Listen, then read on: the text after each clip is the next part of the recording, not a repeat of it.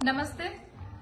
આજે અમરેલી ખાતે જે પત્રકાંડનો આખા ગુજરાતમાં વાતાવરણ એના મુદ્દે ગરમાયું છે, ત્યારે આજે સવારથી આ કાંડમાં જે પ્રમાણે દીકરી સાથે રિકન્સ્ટ્રક્શનના નામે અત્યાર સુધી આ વર્ડ નહોતો, પણ આજે અચાનક કારણ કે એટલો બધો વિરોધ આખા ગુજરાતમાં ભભૂકી ઉઠ્યો છે, ત્યારે રિકન્સ્ટ્રક્શન નામ આપીને મુદ્દાને ક્યાંક ભટકાવવાનો પ્રયત્ન કરવામાં આવી રહ્યો છે। ત્યારે સવારથી લઈને દીકરીના પરિવાર અને દીકરીને પણ જેલમાં જઈને હું પોતે મળી છું।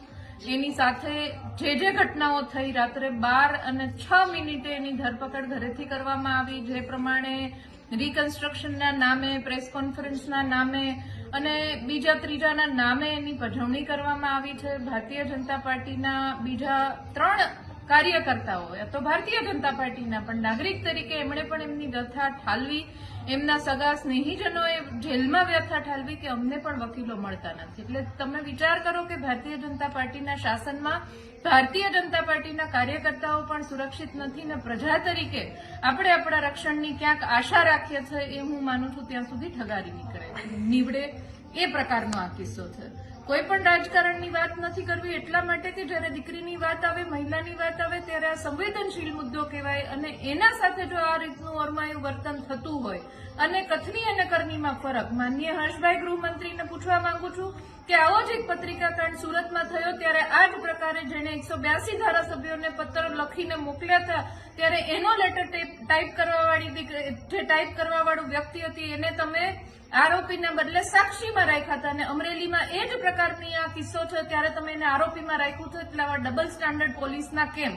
એટલે રિકન્સ્ટ્રક્શનના નામે આવું કોઈ ઘટના સરઘસ નથી નીકળ્યું, એના નામે માનનીય આરોગ્ય મંત્રીને જો આવું કહેવું પડે કે આવું કોઈ સરઘસ નથી નીકળ્યું તો શરમજનક કહેવાય। માનનીય આરોગ્ય મંત્રી શ્રી, અહીંયા સરઘસ નીકળ્યું છે, જે સીન સપાટા થયા છે એ અમરેલી જિલ્લાના દરેક મીડિયા કર્મીના મોબાઈલમાં અત્યારે રેકોર્ડમાં છે। એટલે આવી કોઈ વાત રિકન્સ્ટ્રક્શનની કરશો નહીં ને રિકન્સ્ટ્રક્શન કરવું હોય તો ઘણા બધા ગુનાઓ છે, એના કરજો।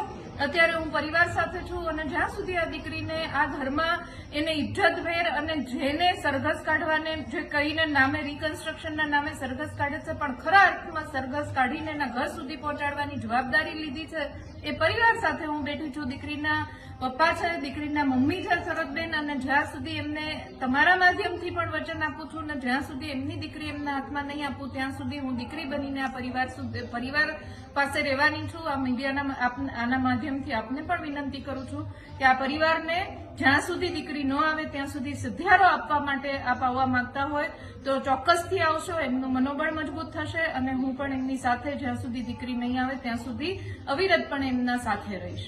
ધન્યવાદ।